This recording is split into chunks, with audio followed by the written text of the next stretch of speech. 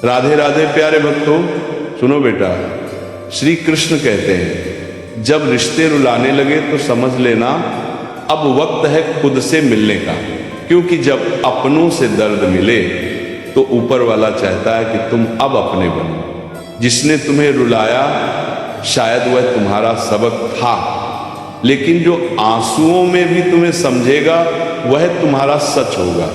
रिश्ते अगर दिल तोड़े तो उन्हें दोष मत दो, क्योंकि टूटे हुए रिश्ते अक्सर मजबूत इंसान बना देते हैं। श्री कृष्ण कहते हैं कभी कभी खुद को खोने से पहले दूसरों की परछाइयों से निकलना जरूरी होता है। जिसने आज तुम्हें छोड़ दिया उसे एक दिन तुम्हारी खामोशी में चीख सुनाई देगी, पर तब तुम मुस्कुराओगे क्योंकि तुमने अब रोना छोड़ दिया होगा। कहते हैं ना, जो टूटकर भी न टूटा वो रिश्ता खुद से था, जो अंधेरे में भी साथ रहा वह दीपक खुद का था। श्री कृष्ण कहते हैं जब आप खुद को नहीं समझते वही असल में जीवन की सबसे बड़ी उलझन है, क्योंकि जब आत्मा ही भ्रम में हो तो बाकी संसार की समझ क्या मायने रखेगी। दुनिया का सबसे कठिन दौर वो नहीं होता जब कोई और आपको नहीं समझता, बल्कि वो होता है जब आप खुद को सवालों के घेरे में पाते हैं, जहां आईना भी आपको पहचानने से इनकार कर दे। कभी कभी दूसरों को खुश करने के चक्कर में हम अपने भविष्य के बीज खुद अपने हाथों से सूखा देते हैं, फिर ना हम अपने रहते हैं ना किसी और के। खुश रहो क्योंकि तुम खुद की सबसे बड़ी जिम्मेदारी हो, और याद रखो जो बदला जा सकता है उसे बदल डालो, जो नहीं बदला जा सकता उसे स्वीकार कर लो, और जो स्वीकार नहीं हो सकता वहां से चुपचाप हट जाना भी एक परिपक्वता है।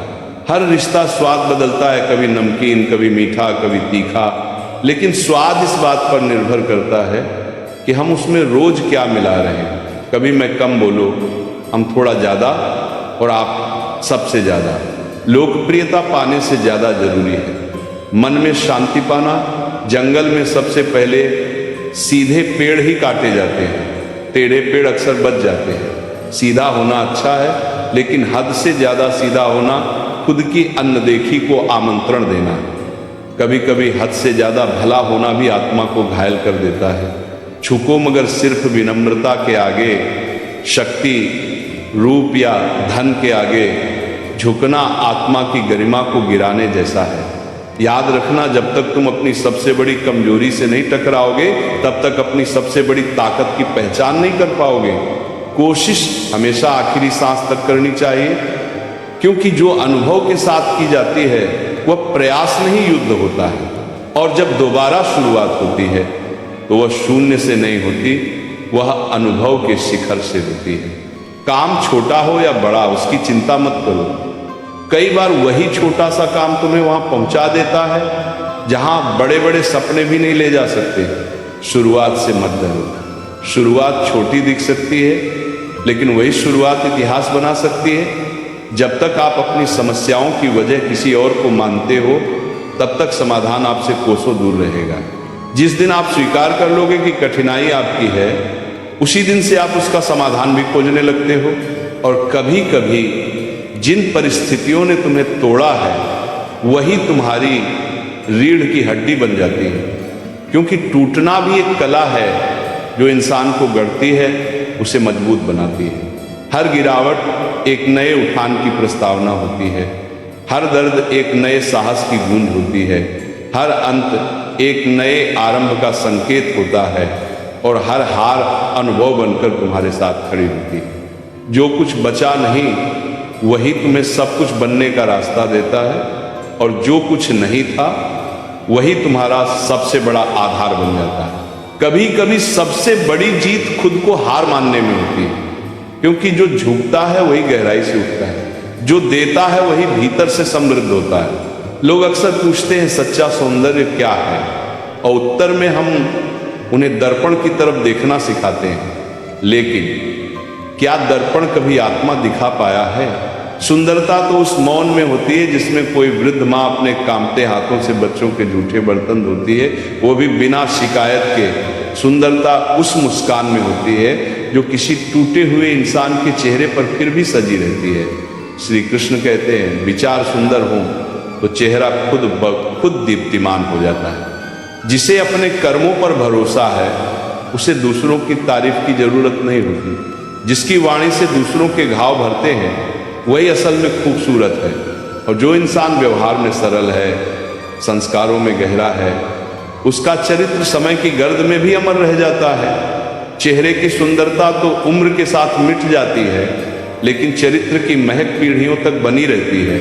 और फिर सवाल उठता है, क्या दुनिया में सच में कोई खुश है? हाँ, वे लोग जो जान चुके हैं कि उम्मीद करना सबसे बड़ी बेबसी है, जिन्हें यह हो गया है कि नदी मीठी इसलिए है क्योंकि वो बहती रहती है, देती रहती है, सागर खारा है क्योंकि वो सब कुछ अपने भीतर समेटे रहता है, और नाला नाला इसलिए बदबू देता है क्योंकि वह ठहरा हुआ है। ठहराव जीवन में सड़न लाता है। गति ही जीवन है। देते रहो तो लोग याद रखेंगे, लेते रहो तो लोग भूल जाएंगे, और रुक गए तो लोग तुम पर तरस खाएंगे। फिर भी लोग व्यस्त हैं दूसरों की गलतियां निकालने में, शायद इसलिए कि खुद को सुधारने का साहस नहीं होता। मगर जिसने खुद को बदल लिया वो फिर दूसरों की आलोचना में समय नहीं गंवाता। समय निकालिए आत्मनिरीक्षण का, क्योंकि समय के साथ हम बड़े होते हैं, लेकिन विचारों से हम ऊंचे होते हैं। हर बार खुद को दूसरों से बेहतर साबित करने की होड़ में मत लगिए। खुद को खुद से बेहतर बनाइए, क्योंकि असली प्रतियोगिता कभी बाहर नहीं होती। और फिर कोई कहेगा, कब तक खुद को बेहतर बनाते रहोगे? तब मुस्कुराइए और कहिए, जब तक सांस चल रही है प्रयास चलता रहेगा, क्योंकि जो रुक गया वही खत्म हो गया। जिंदगी देना जानती है, लेकिन कब और क्या ये वो खुद तय करती है। और शिकायतें तो उन्हें भी होती हैं जिन्हें सब कुछ मिला होता है। इसलिए शिकायतों से पहले शुक्रिया कहना सीखिए। प्यारे भक्तों, इस वीडियो में इतना ही। मिलते हैं अगले वीडियो में। चैनल को सब्सक्राइब करना ना भूलें।